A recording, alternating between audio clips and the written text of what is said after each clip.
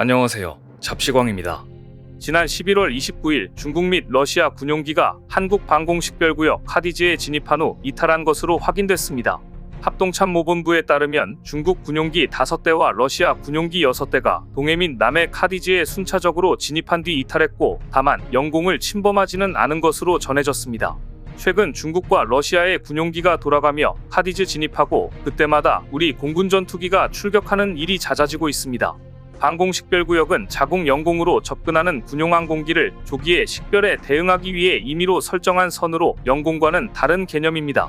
특히 다른 나라 방공식별구역에 진입하려는 군용항공기는 해당 국가에 미리 비행계획을 제출하고 진입 시 위치 등을 통보하는 것이 국제 관행이지만 중국과 러시아는 이런 관행을 지키지 않고 있습니다.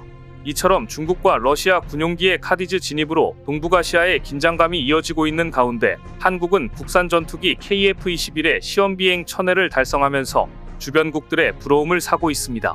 그런데 KF-21의 실전 투입이 임박하자 중국은 최근 유난히 한국의 차세대 전투기를 집중 보도하면서 견제하기 시작했습니다.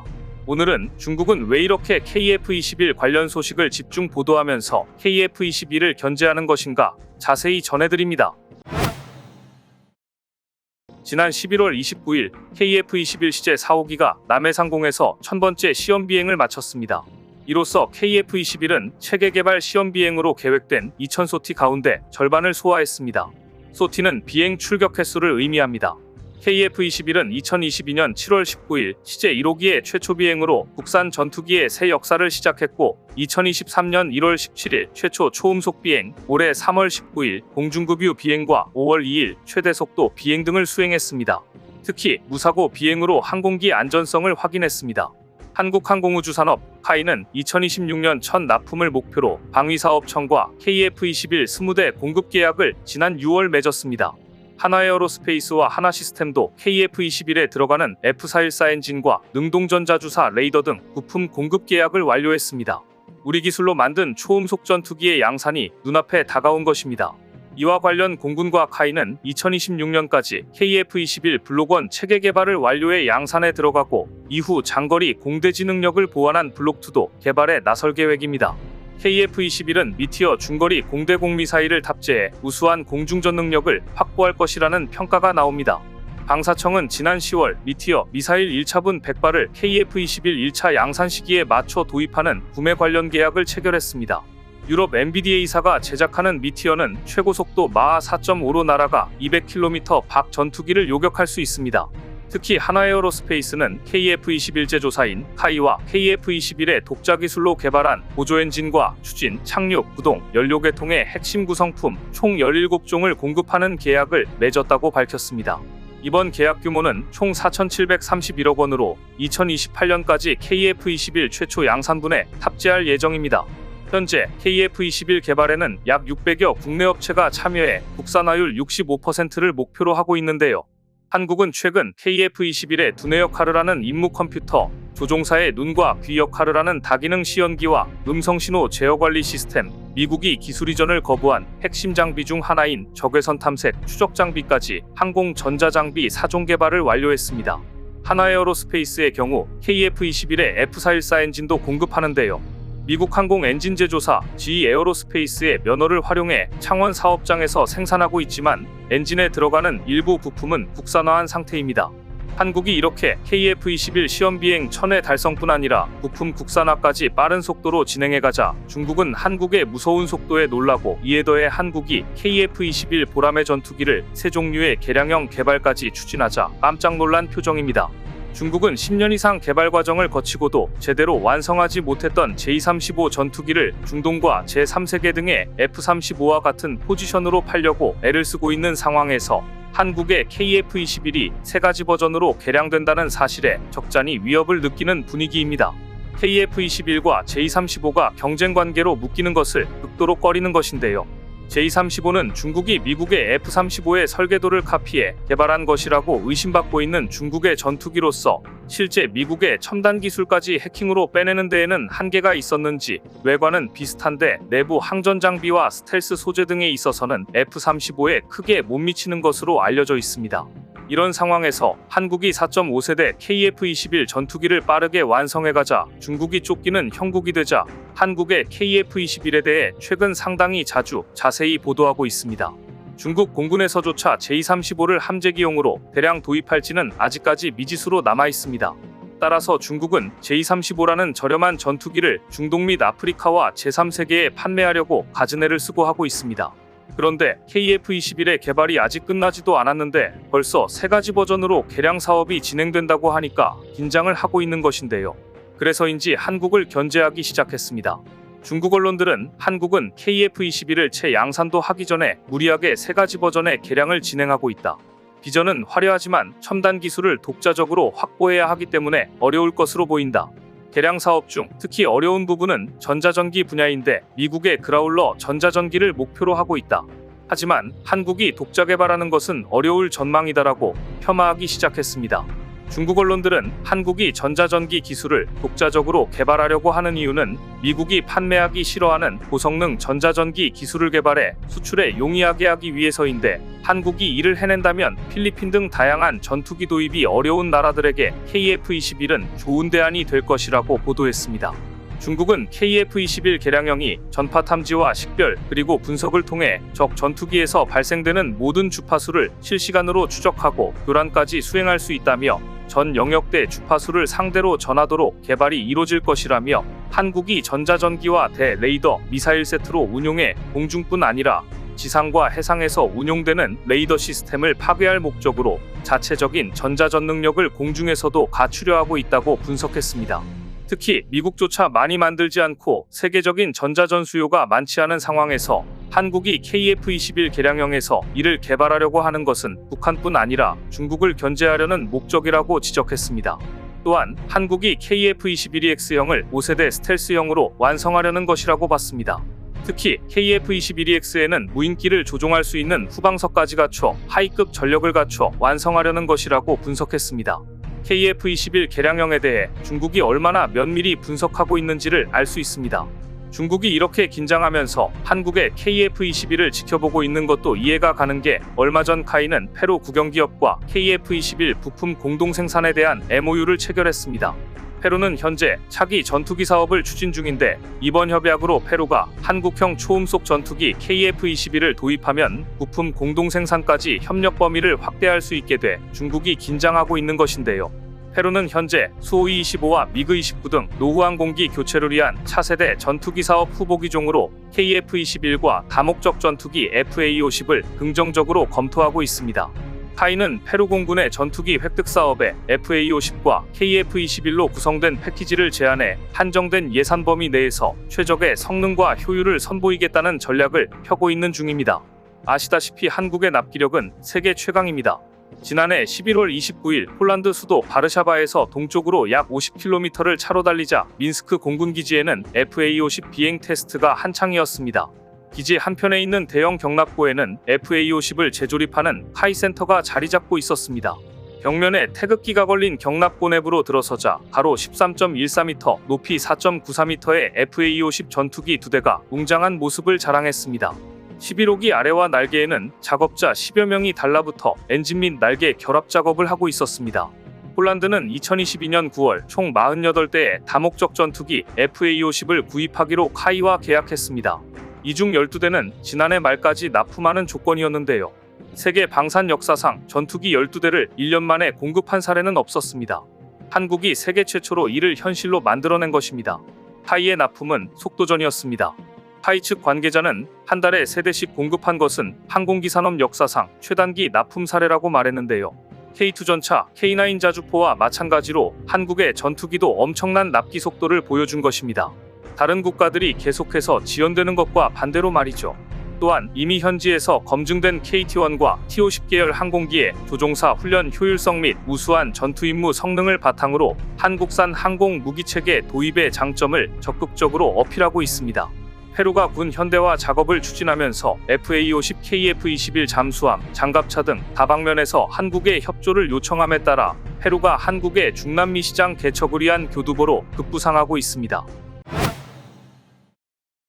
한국 방산의 큰손 폴란드의 한 조종사가 FA50을 직접 운영하고 극찬을 멈추지 않자 전 세계 방산업계 관계자들의 발이 바빠지고 있습니다. 기대 이상의 성능을 보이면서 역시나 하는 이야기가 나오고 있는 가운데 FA50을 선점하려는 움직임이 시작된 건데요. 실제로 폴란드 인근 국가인 슬로바키아와 불가리아에서 발등에 불이 떨어지며 러브콜을 보내고 있다고 합니다. 국내에서 국산 경전투기 FA50 교육을 받은 폴란드 장교가 최근 FA50 성능에 감탄하는 소감을 밝혀 국내를 비롯해 해외의 방산업계 관계자들의 귀를 쫑긋하게 하고 있습니다. 카이에서 FA50 조종사 교육을 받은 폴란드 공군의 바르토슈구와 중령이 FA50은 젊은 조종사들이 미래를 준비하는데 매우 적합한 항공기다라고 극찬한 건데요. 사실 FA50 피해를 몰게 될 조종사가 인터뷰를 통해 소감을 전한 건 이번이 처음이라 어떤 소감을 밝힐지 이목이 집중됐었는데 FA50 PL에 대한 극찬이 쏟아지자 역시나 하는 분위기였습니다. 지난 2022년 카이는 폴란드와 총 48대의 FA50 수출 계약을 맺었는데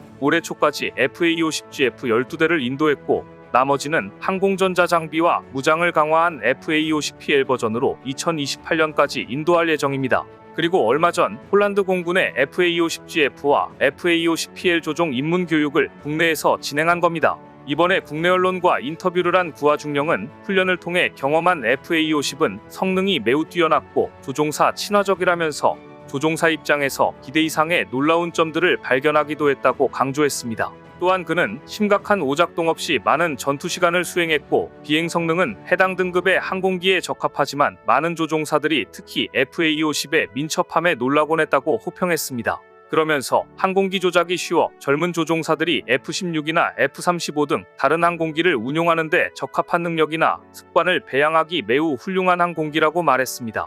구하 중령은 FA50GF는 폴란드 공군에 매우 중요하다며 가장 큰 이유는 조종사들이 FA50 피해를 대비하기 위한 전환 단계를 시작할 수 있다는 것이라고 의미를 부여했습니다. 그는 약 6개월 동안 한국과 폴란드를 오가며 공군과 카이에서 비행 교육을 받아왔고 이번엔 일주일 일정으로 방한해 훈련에 참여했는데요. 구하 중령은 한국 방산에 대한 이야기를 전해 듣긴 했어도 이 정도일 줄 몰랐다며 교육 과정에서 기대한 것보다 훨씬 환대받았고 우리 팀 훈련에 따뜻하게 마음을 열고 접근할 줄 몰랐다며 고마움을 표현하기도 했습니다. 그러면서 그는 이번 입문 교육을 압축된 프로그램으로 경험한 뒤 폴란드에서 진행되는 심화 교육에 활용할 수 있을 것으로 보인다며 교육 과정에 대해서도 만족감을 드러냈습니다. 이렇듯 최근 한국산 무기가 폴란드에 점차 도입되고 있는 가운데 뜨거운 반응만큼이나 앞으로 폴란드 내에서 어떻게 운영될지 주목되고 있는데요. 여기에 더해 지난달 로키드 마틴이 폴란드 FA50용 스나이퍼 타겟팅 포드 ATP를 납품할 예정으로 알려지면서 한층 더 업그레이드될 FA50의 기대가 모아지고 있다고 합니다. 그런데 최근 바로 옆 나라 슬로바키아와 불가리아에서도 FA50에 러브콜을 보내며 열기를 더하고 있다는데요. 이런 분위기를 반영하기 위해 앞서 카이는 FA50의 폴란드 수출의 사업 관리와 인근 지역의 신규 사업을 발굴하기 위해 중부 유럽 사무소를 개소했는데 벌써 1주년을 맞이하며 든든한 지원군 역할을 하고 있습니다. 실제로 카이는 중부 유럽 사무소를 통해 폴란드 현지 업체와 FA50 후속 군수 지원 협력으로 추가 수익을 모색하고 있는 중입니다. 더구나 폴란드 인근 동유럽 국가에 대한 현지화된 마케팅으로 FA50에 대한 관심이 높아지고 있는 상황인 만큼 발빠르게 대처하겠다는 큰 그림을 그리고 있습니다. 카이는 FA50 1-2호기 납품에 맞춰 폴란드 민스크 마조비에츠키의 공군 제23 전술비행단의 지원사무소를 꾸렸고 이후 바르샤바에 중부유럽 사무소를 마련했습니다. 중부유럽 사무소를 폴란드군 비청과 국방부 등 주요 기관이 밀집한 수도에 설립해 소통창구 역할을 하고 있는 겁니다. 카이에 따르면 1차 물량인 FA50GF 12대가 폴란드에 전력화된 이후 카이 중부유럽 사무소는 최근 폴란드군과의 성과 기반 군수 지원 PBL 계약 체결 추진에 주력하고 있습니다. PBL은 장비 가동률과 성능을 보장하는 조건으로 군수 지원 서비스를 제공하는 겁니다. 카이는 내년 말 보증 기간이 종료되는 만큼 그 이전에 계약 체결을 완료한다는 계획입니다. 이렇듯 FA50의 빠른 납기와 현지 지원이 입소문을 타면서 폴란드와 마찬가지로 F-16 전투기의 최신 버전을 구매한 주변 국가들의 관심이 엄청나다고 하는데요. 특히나 불가리아와 슬로바키아가 대표적인 국가입니다. 불가리아와 슬로바키아는 F-16을 주력 전투기로 활용하려는데 전량을 F-16으로 채울 경우 비용도 걸리지만 작전 및 교육 훈련 효율성이 떨어진다는 문제에 직면해 있습니다. 이런 상황에 불가리아와 슬로바키아에서는 가격이 훨씬 저렴하면서 F-16과 유사한 FA50을 도입하면 훨씬 유리할 것으로 보고 있습니다. FA-52 조종사 비행훈련과 초계비행 등 평시 일상 임무 수행이 가능해 효율적으로 전력을 운용할 수 있다고 판단한 겁니다. 실제로 FA-50은 카이가 미국 로키드 마틴과 F-16을 기반으로 공동 설계한 항공기로 한국 공군의 차세대 전투기 도입 사업의 반대급부로 기술을 이전받아 탄생했기 때문에 F-16과 유사한 구조입니다. 카이에 따르면 다른 기종 조종사의 경우 54소티를 타야 F-16을 조종할 수 있지만 FA-50 조종사는 9소티로 충분합니다. 이렇듯 FA-50으로 조종사 양성에 들어가는 시간과 비용을 줄일 수 있고 작전 효율성을 높일 수 있다는 점에서 불가리아와 슬로바키아에서 눈독을 들이고 있는 상황입니다. 상황이 이러자 앞서 1조 원 규모에 달하는 한국산 경전투기를 구매하기로 했던 말레이시아도 마음이 급해지며 FA-50M 납품 속도를 앞당겨달라고 요청했다는데요. 방산업계에 따르면 최근 말레이시아 총리는 자국 언론과의 인터뷰에서 FA-50M 인도를 서둘러달라고 언급한 것으로 알려졌습니다. 카이에 따르면 말레이시아 왕립공군의 FA-50M 경전투기 사업 진행 수준이 40%가량 진행된 가운데 미국에서 공급하는 레이더, 항전 장비 도입이 지연될 가능성이 있어 조급해진 것으로 보입니다. 앞서 말레이시아 공군은 노후 기종 러시아제 미그-29 교체에 나서면서 카이의 FA-50 블록 20을 도입하기로 결정했었습니다. 말레이시아가 도입하는 FA-50M 경전투기는 FA-50 블록 20으로 알려진 가장 현대적인 기종입니다. A사 레이더와 다양한 최첨단 전자부품 및 기내금 유프로브가 장착되는데 정밀유도탄을 발사할 수 있는 능력도 갖출 것으로 예상됩니다. 그런데 최근 카이에서 개발하고 있는 부분은 진척 속도가 빠르지만 미국에서 수출 허가가 필요한 장비의 경우 지체되면서 말레이시아에 애가 타고 있다고 합니다. 실제로 카이의 FA-50M 건조가 순항하면서 최종 납품 완료일도 앞당겨졌지만 미국산 레이더와 무장 통합 사업이 연기되고 있습니다. 당초 말레이시아는 오는 2026년 10월에 FA-50M 2기, 이듬해까지 FA-50M 16기를 인도받기로 했었는데 최근 상황이 이러자 말레이시아 총리가 직접 나서 조기 납품 인도를 요구하고 있는 겁니다. 말레이시아에서 이렇게 조급해하고 있는 건 FA-50M에 대한 기대감이 매우 크기 때문입니다. 특히나 라이벌 국가인 인도네시아가 최근 라팔 전투기를 대거 도입하는 등 러시아와도 군사협력을 강화하고 있어 이에 맞서기 위해 말레이시아가 FA-50M 납품을 오매불망 기다리고 있는 것으로 보이는데요. 여기에 더해 최근 멕시코가 FA-50 도입을 재추진할 것으로 보이면서 트럼프까지 한국 방산을 도와주고 있다는 이야기가 나온다고 합니다. 멕시코가 보복관세를 부과하려는 미국의 눈치를 보고 잠시 중단했던 경전투기 사업을 다시 시작할 거라는 관측이 높은 상황입니다. 이에 작년에 멕시코가 카이와 논의했던 FA-50 도입 논의를 다시 시작할 거라는 전망이 나오는데요. 재선에 성공한 트럼프 2기 행정부는 중국산 화학물질로 멕시코에서 생산되는 마약 유통을 차단하고 관련 조직들의 소탕에 주력할 것으로 예상되면서 멕시코를 향해 강력한 경제보복을 가할 가능성이 커졌습니다. 상황이 이러자 멕시코 정부가 군사력을 강화해 멕시코 내 카르텔을 소탕하려는 움직임을 보이고 있다고 합니다. 이에 따라 작년에 카이와 진행하기로 했던 FA-50 도입 논의에 속도를 낼 가능성이 높아졌습니다. 작년에 스페인 방산 매체 인포디펜사는 FA-50은 멕시코의 F-5E를 대체하기에 적합하다고 보도했었습니다. 해당 매체는 FA-50은 우수성을 인정받아 폴란드, 말레이시아에서 수출 계약이 성사됐다며 중남미에서는 페루와 콜롬비아, 아르헨티나가 관심을 보였으나 아직 계약한 나라는 없다고 밝혔습니다. 이어 멕시코는 F-5E를 계속 사용하기로 했지만 이를 FA-50을 도입하기로 한다며 육해공에서 마약 범죄와의 전쟁에 활용할 수 있다고 강조했습니다.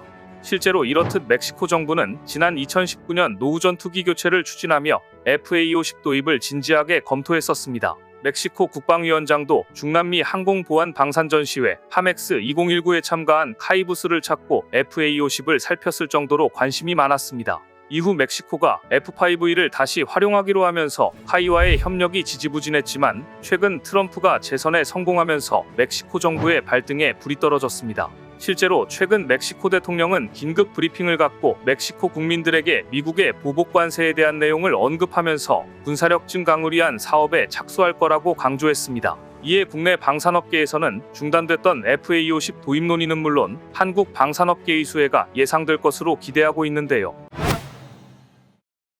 최근 콜롬비아는 그동안 예산 문제로 지연돼 왔던 전투기 도입 사업을 우선적으로 추진하겠다는 의지를 보이면서 과연 어떤 기종이 콜롬비아의 선택을 받을지 세계의 이목이 쏠려 있습니다. 그동안 콜롬비아는 40년 넘게 운용한 훈련기인 A-37B 대체기를 놓고 이탈리아 알레니아 아에르마키사가 제작한 M346을 유력한 후보로 생각하고 있는 것으로 알려져 있었습니다. 아에르마키가 개발한 M346는 2명의 승무원이 탑승할 수 있는 복좌형으로 설계되었으며 애프터 버너 없는 저바이패스 터보팬 쌍발 엔진을 씁니다. 성능 면에서는 마하 1.15에 해당하는 시속 1255km의 최고 속도와 13,700m의 작전 상한선을 달성할 수 있는 것으로 알려져 있습니다. 얼마 전까지만 해도 콜롬비아 공군은 초기 평가에서 경쟁 기종인 한국항공우주산업 카이의 FA50보다 이탈리아의 M346FA를 선호하는 것으로 전해졌습니다. 그런데 최근 미묘한 변화가 감지되고 있습니다. 콜롬비아가 카이의 FA50을 주요 후보에 올려놓고 이탈리아 알레니아 아에르마키의 M346과 함께 검토 중이라는 보도가 나오면서 한국의 FA50이 다시 주목을 받고 있는 건데요. 그동안 콜롬비아 공군은 마약 소탕이 주요 임무였던 세스나 훈련기를 대체하기 위해 저렴하게 운용할 수 있는 M346 무장 버전을 선호하는 것으로 알려졌습니다. 비행 속도는 아음속이지만 마약 집단이 불법적으로 운용하는 경비행기를 공중에서 차단하고 유격하는 데 적합하고 프로펠러 훈련기보다 빠른 속도를 가지고 있어 가성비 무기체계로 콜롬비아 공군에서 선호되어 왔습니다. 하지만 최근 콜롬비아 공군은 마약 집단을 제압하는 용을 넘어 더 높은 성능의 다목적 훈련기가 필요하다는 목소리를 내고 있습니다. 그리고 작년 말부터 그동안의 기조가 바뀌기 시작했습니다. 이탈리아의 M346을 도입할 경우 러시아로부터 도입해야 하는 장비들이 있는데 우크라이나 전쟁으로 인해 서방이 러시아를 제재하고 있고 러시아산 부품들의 수급이 원활하게 되지 않을 가능성이 높습니다. 이렇게 되면 핵심 부품에 대한 수출 제한으로 두고두고 골머리를 앓을 가능성이 높아집니다. 이탈리아는 핵심 부품에 대한 원활한 수급을 위해 하나 시스템에서 도입하려는 A사 레이더를 M346에 적용하려는 방안도 구상 중인데요. 이렇게 되면 가성비가 떨어질 것으로 보여 제3세계에서의 경쟁력이 하락해 고민이 깊을 것으로 보입니다. 그런데 콜롬비아 공군은 폴란드가 2010년대 한국의 FA50 대신 M346을 대량으로 도입했다가 M346에 실망하는 발언을 잇따라 하고 최근 한국의 FA50을 도입하는 것으로 보면서 한국의 FA50은 다시 한번 국제 훈련기 시장에서 주목을 받고 있습니다. 이런 분위기 속에서 반가운 소식이 또 하나 들려왔습니다. 한국방위사업청은 지난 2월 콜롬비아군 가망당국 즉 항공우주군과 군용항공기 가망 인증 상호 인정을 서면으로 체결했다고 밝혔습니다. 국산 항공기를 남미 지역에 안정적으로 수출할 수 있는 기반을 마련한 것입니다. 가망 인증은 항공기가 비행 안전에 적합하고 성능과 기능을 발휘할 수 있다는 정부기관 인증인데요. 상호 인정은 우리 정부가 인증한 국산 항공기의 비행 안전성을 상대국이 인정한다는 것입니다. 이번 콜롬비아와의 군용항공기 가망인증 상호인정 체결은 미국, 스페인, 프랑스, 호주, 폴란드에 이어 6번째로 남미 국가와는 최초입니다. 콜롬비아 공군은 40년 넘게 운용한 훈련기인 A-37B 대체기를 놓고 한국 항공우주산업의 FA-50과 이탈리아 알레니아 아에르마키의 M346 등을 검토하고 있는데요. 이런 상황에서 한국과 콜롬비아의 군용항공기 가망인증, 상호인정 체결은 우리 가망인증 제도의 우수성과 기술력을 인정받고 앞으로 남미 지역 수출 확대에 대한 기대감을 높이고 있습니다. 현재 미국, 중국, 유럽 등 방산 선진국들이 AI 파일럿 무인 전투기 기술을 확보하기 위한 치열한 경쟁에 돌입해 있습니다. 이에 한국도 한국항공우주산업 카이를 필두로 기술 개발에 박차를 가하고 있습니다. 특히 카이는 AI 기반 차세대 공중 전투체계를 개발 중인데요. 미래 전장에서는 인간의 직접적인 개입 없이 무인 시스템이 주요 전투를 수행할 것으로 예측되며 특히 인공지능 파일럿은 미래 전장의 승패를 가를 게임 체인저로 떠오르고 있습니다. 첫째, AI 파일럿은 유인 전투기보다 실력이 더 뛰어날 수 있습니다. 사람은 전투기가 급격히 기동할 때 중력 가속도 9배를 견디기 어렵지만 AI 파일럿은 중력의 제약을 받지 않기 때문에 더 빠르고 민첩하게 기동할 수 있을 것입니다. 둘째, AI의 고도화된 연산 능력과 빅데이터 분석을 통해 인간보다 더 빠르고 정확한 판단을 내리고 임무를 수행할 수 있을 것으로 기대됩니다. 이미 군사 선진국들이 이러한 기술 개발에 앞다퉈 나섰습니다. 미국은 2021년 AI와 인간 조종사의 5회 공중전을 수행한 데 이어 올해에는 실제 전투기에 AI 파일럿을 탑재해 시험 비행을 시작했는데요. 2029년까지 83조 원을 투자해 1000대 이상의 AI 무인 전투기를 도입할 계획이며 협업 전투기 프로그램도 진행 중입니다.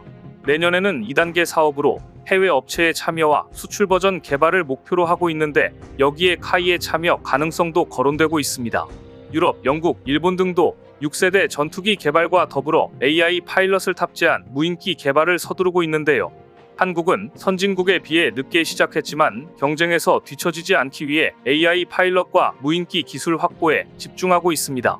특히 다목적 무인기에 AI 파일럿을 탑재해 차세대 전투 시스템을 구축하는 데 초점을 맞췄는데요. 국방과학연구소는 AI 파일럿 개발을 위해 AC 프로그램과 AIR을 운영 중입니다. AC는 근거리 시계 내 공중전에서 자율적으로 전투를 수행하도록 학습하는 프로그램이며 AIR은 가시거리 밖 교전을 위한 AI 학습 프로그램입니다. 한국은 이러한 프로그램들을 통해 고급 모델링과 시뮬레이션 방식으로 AI 파일럿의 훈련을 진행하고 있습니다. 특히 카이는 단계적으로 AI 파일럿을 개발할 계획입니다. 2026년까지 소프트웨어 로직과 AI의 초기 지능을 개발하고 2027년부터 2029년까지는 유무인 편대 비행과 자동 표적 식별 및 회피 비행 등 반자율 편대 비행을 실증할 예정인데요. 이를 위해 초음속 다목적 전투기인 FA-50에 AI 파일럿을 탑재하겠다는 계획은 안팎의 주목을 받고 있습니다. 카이는 2030년부터 2035년까지 무인 전투기가 스스로 임무를 수행하는 완전 자율화를 목표로 하고 있는데요. AI 파일럿은 사람의 지속적인 통제나 제어 없이 전장 상황을 스스로 인식 분석해 자율적으로 임무를 수행할 수 있는 AI 기술을 말하는 것으로 카이는 이르면 내년 ACP 기술 개발을 위해 AI 파일럿을 탑재한 FA-50을 바탕으로 공대공 근접전을 실험할 예정입니다.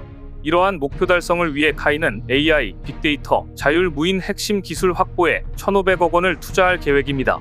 그런데 한국이 FA-50에 AI 파일럿을 탑재할 예정이라는 게 알려지자 인도 네티즌들의 반응이 흥미롭습니다. 다음은 디펜스 인디아에 게재된 내용입니다.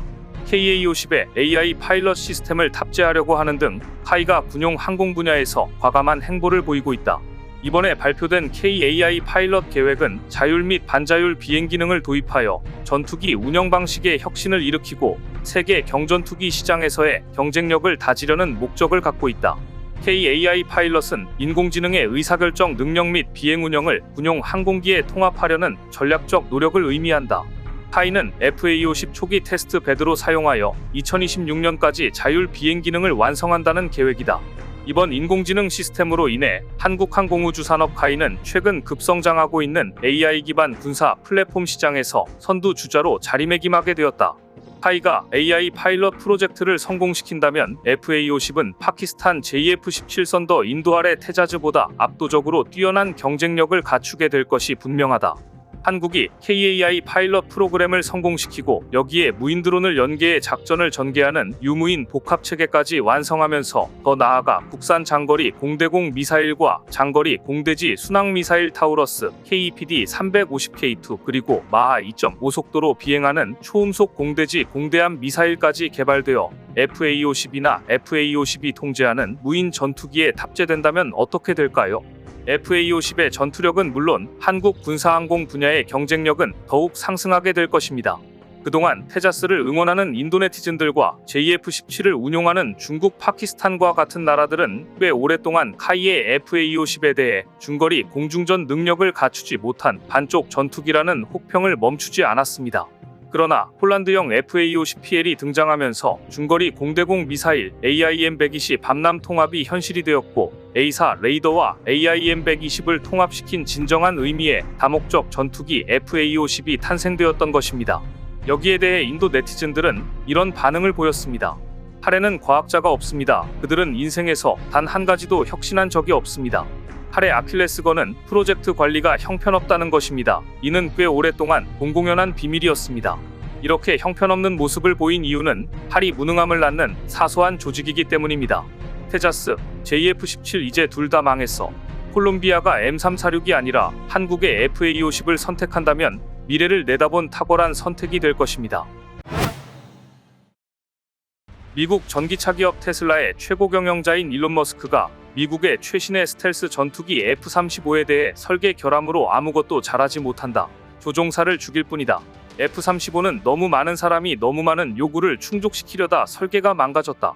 결과적으로 비싸고 복잡하지만 아무것도 아닌 전투기가 됐다. 어차피 성공할 가능성도 없었다. 라고 거듭 비판의 파장이 일고 있습니다.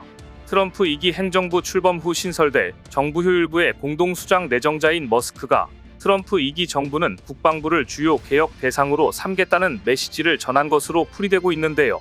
하지만 F-35가 미국은 물론 많은 동맹국과 우방국 공군의 핵심 전력이라는 측면에서 보면 부적절한 발언이라는 지적도 나옵니다. 그런데 머스크는 이렇게 말했습니다. 어차피 무인기 시대의 유인 전투기는 쓸모없다. 어떤 멍청이들은 아직도 F-35 같은 유인 전투기를 만들고 있다.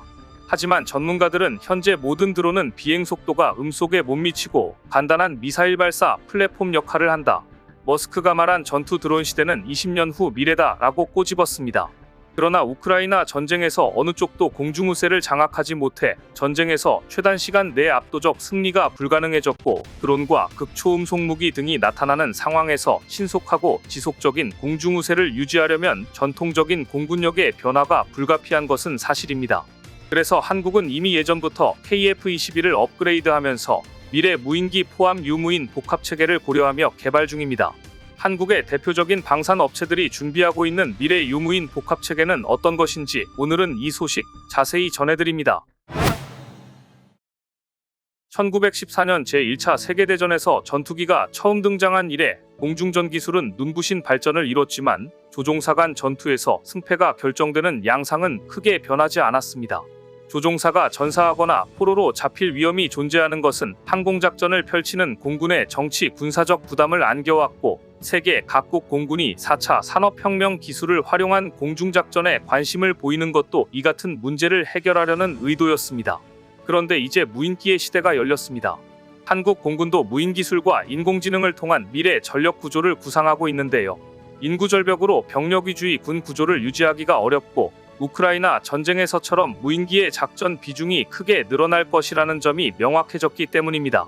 우리 공군은 빠르게 바뀌는 전장 환경과 기술에 맞서 공중우세를 유지하려면 시공간 제약이 없는 고속 네트워크와 AI 기술을 활용한 유무인 전력 운용 등이 중요하다고 기술 개발에 매진하고 있는데요. 이를 위해 공군이 우선 강조하는 것은 유무인 복합체계입니다. 미국과 유럽에서 개발 중인 6세대 전투기는 유인 전투기가 다수의 윙맨 드론을 운용하는 유무인 복합 전투체계가 적용될 예정인데요. 윙맨은 위험한 비행 임무 중 동료를 지원하는 조종사를 뜻합니다. 과거에는 사람이 했던 윙맨 임무를 무인기가 대신하는 것으로 미래 공중전 개념이 송두리째 바뀌는 셈입니다. 그래서 한국의 카이도 KF-21용 다목적 소형 무인기를 최초로 공개했습니다. 유무인 복합체계 멈티는 대공미사일과 같은 공중위협이 날로 발전하니 무인기와 유인 전투기가 마치 하나의 비행기처럼 유기적으로 작전하여 위험한 곳에는 무인기를 대신 보내거나 유인 전투기가 적을 발견하면 무인기가 대신 공격해서 적에게 위치를 드러내지 않고 몰래 공격하는 팀플레이를 하는 것입니다. 이런 개념이 나온 것은 인간과 무인 드론이 서로를 완벽하게 대체할 수 없다는 연구 결과 때문입니다. 과거 미국 등 선진국은 인간 조종사를 완전히 대체하고 온전히 혼자 임무를 수행할 무인 전투기 개발을 야심차게 추진했으나 무인 드론이 인간 조종사를 완벽히 대체하려면 개발비와 단가가 기하급수적으로 늘어나는 것을 발견했습니다. 이 때문에 고가의 유인 전투기와 함께 작전할 무인기는 완벽한 성능 대신 가격대 성능비를 생각한 기체와 단순한 임무 수행을 하는 로열 윙맨 혹은 무인편대기라는 이름으로 미국과 중국에서 개발 중이고 한국 역시 ADD와 대한항공이 KUS-LW라는 이름으로 개발을 진행 중입니다. 여기에 한국항공우주산업 카이의 새로운 제안은 로열 윙맨을 다시 세분화해서 매우 작고 훨씬 가격이 저렴한 다목적 소형 무인기와 전투기급 무장 탑재가 가능한 무인 전투기를 구별하여 KF-21 보라매와 합동작전을 벌인다는 것인데요. 다목적 소형 무인기는 전장 3m, 폭 3m에 150kg 정도의 중량을 가진 소형 제트 무인기로 쌍발 터보제트 엔진을 장착하여 보라매 전투기와 같이 편대 비행이 가능한 수준의 기동성을 갖추어 90분 이상 작전이 가능합니다. 다목적 소형 무인기는 미국이 개발 중인 XQ-58A 발키리 무인편대기보다 약 40% 작은 크기로 내부 무장창에 무기를 장착할 수는 없지만 소형 레이더나 전자장비를 탑재하여 정찰, 전파방해 및 소모성 자폭 공격이 가능합니다. 다목적 소형 무인기와 함께 작전하는 무인 전투기는 반대로 기존에 개발 중인 대한항공의 KUS-LW나 미국의 XQ-58A에 비해서 더 크고 강력한 성능을 가집니다. KF-21에 쓰이는 제너럴 일렉트릭 F414 엔진 혹은 국내 개발 15,000파운드급 단발 터보팬 엔진을 가질 무인 전투기는 FA-50 과동등한 3톤 이상의 무장 탑재 능력 및 내부 무장창을 가져 전투기급 폭격 및 공격 임무가 가능합니다. 카이는 다목적 소형 무인기를 먼저 개발하여 개발 데이터를 쌓고 KF-21과 통합한 다음 개발 과정에서 얻은 비행 데이터를 활용한 발전된 AI로 무인 전투기를 만든다는 2단계 개발 전략을 채택한 바 있습니다. 카이가 공개한 안을 자세히 보면 카이는 일단 NACS 계획안에 따라 우선 KF-21의 유무인 복합 데이터 링크를 적용하고 다목적 무인기와 함께 운용하는 것을 목표로 잡고 있습니다. 아울러 NACS-1 다음 단계인 NACS-2에서는 AAP와 함께 무인 전투기와 위성이 함께 연결돼 운용될 것으로 예상됩니다. 자폭 등 소모성으로 사용되는 AAP와 달리 무인 전투기 UCAV는 계속 사용할 수 있고 AAP보다 강력한 성능을 갖고 있는데요. 무인 전투기는 다목적 무인기에 뒤이어 따라가는 개념으로 작전 후 반드시 살아와야 되기 때문에 고사양으로 준비해야 합니다. 한국은 NACS-3 단계에선 KF-21의 성능 개량 버전인 KF-21EX를 적극 활용할 예정입니다. KF-21EX의 주요 보관을 보면 내부 무장창을 비롯해 전투기 센서, 레이더, 장비가 내장형으로 들어가 스텔스 성능이 획기적으로 향상될 예정인데요. 앞서 카이가 5세대 전투기 블록 3로 계획 중이라고 했던 스텔스 기능의 KF-21과 비슷한 개념입니다. 전파 흡수 물질과 전파 흡수 구조를 사용해 5세대급 최저 피탐지 스텔스 기능도 갖추고 인공지능 컴퓨터, 고속 광역 데이터 링크뿐 아니라 레이저 무기, 국내 생산 엔진 등도 갖춰 미래전장 우세를 위한 최적의 전투 시스템을 갖출 전망입니다. 카이의 KF-21 업그레이드 로드맵에 따른 NACS 계획이 모두 실현되면 미래 공중전은 비교적 값싼 다목적 무인기가 자폭 및 전자전으로 적 방공망을 무력화하고 이후 무인 전투기가 남은 방공망을 공대지 무기 등으로 공격한 뒤 조종사가 탑승한 유인 전투기가 마무리하는 형태로 진행될 전망입니다. 이와 함께 한국국방과학연구소는 연말까지 북한군 레이더에 탐지되지 않는 가오리 형상의 스텔스 소형 무인기 가오리-X 개발을 완료할 것으로 알려졌습니다. 스텔스 소형 무인기는 사전에 입력된 경로로 시간당 수백 킬로미터를 비행할 수 있고 임무 완료 시 자동으로 복귀하는 기능도 탑재됩니다. 가오리-X는 이미 이착륙 성공에 이어 시제기 시험 비행이 진행 중인 국산 KF-21 보라매와 유무인 합동작전을 수행하는 데 필요한 각종 센서와 통신체계를 개발 중입니다. 한국은 빠르게 바뀌는 전장환경과 기술에 대응하기 위해 대표적인 방산회사를 중심으로 관련 기술 개발이 한창입니다. 먼저 하나시스템은 KF-21 무인 편대기용 A사 레이더 개발에 착수했습니다. A사 레이더는 공중, 지상, 해상 등의 다중표적을 탐지 및 추적하고 동시 교전할 수 있는 최첨단 레이더로서 하나시스템은 첫 공랭식 A사 레이더 개발에 매진하고 있습니다. 무인 편대기용 A사 레이더의 핵심은 소형, 경량화인데 발열이 큰 레이더를 공기만으로 냉각할 수 있도록 설계할 예정이며 이렇게 되면 기존 A사 레이더와 달리 냉각 장비가 필요 없어 무게와 부피를 더 줄일 수 있습니다. 한국의 이러한 기술 개발을 예의주시하는 나라는 중국과 인도입니다. 중국 및 아시아권의 밀리터리 이슈를 다루는 중국의 시나웨이보와 사우스차이나 모닝포스트 그리고 인도의 유라시안 타임즈 등은 KF-21 로열 윙맨과 이를 보좌해주는 다목적 소형 무인기들에 대한 이미지를 퍼나르며 KF-21 관련 소식들을 이렇게 전하기 시작했습니다. KF-21 보라매는 지난 몇 달간 놀랍도록 빠른 속도로 여러 업적들을 이루어냈지만 시제기들이 양산에 적합하다고 인정받기 위해 필요한 2000회에 달하는 테스트 비행 중 겨우 15%만을 소화해냈다는 점에서 아직 갈 길이 멀다. 최고 수준의 인공지능과 많은 시간과 노력이 필요한 매우 복잡한 소프트웨어를 사용하여 고도로 정교한 유무인 복합 시스템을 개발하는 것은 지금까지와는 완전히 다른 차원의 문제다. 한국이 그런 고도의 시스템을 언제 개발할 수 있을지는 그 누구도 장담할 수 없다. 물론 유무인 복합체계의 성공 여부는 인공지능 AI와 고속 대용량 데이터 링크를 얼마나 빠르고 충실하게 개발해낼 수 있느냐에 달려있다고 해도 과언이 아닙니다. 또한 한국은 로열 윙맨이 유인 전투기에 의해 원격 통제되는 상태를 유지하면서도 자율적으로 비행하고 필수 기능을 수행할 수 있게끔 도와주는 무선통신 및 고속 대용량 데이터 링크 기술, 그리고 매우 복잡한 알고리즘을 개발하는 일을 해내야 합니다. 하지만 KF-21 보라매와 강력한 전투력을 지닌 로열 윙맨 UCAV 그리고 로열 윙맨과 KF-21을 보호해주는 다목적 소형 무인 드론의 등장 예고는 불과 20년 전만 해도 변변한 국산 전투기 하나 만들지 못했던 나라가 맞나 싶을 정도의 놀라움과 감동을 안겨주기에 충분합니다. 중국과 인도가 한국의 빠른 기술적 발전을 우려하며 바라보는 이유는 아마도 한국의 방산업체들이 또 한 번 이 어려운 일을 해낼 것이라고 보기 때문일 것입니다. 오늘 준비한 소식은 여기까지입니다. 댓글을 통한 여러분들의 많은 의견 기다리겠습니다. 시청해주셔서 감사합니다.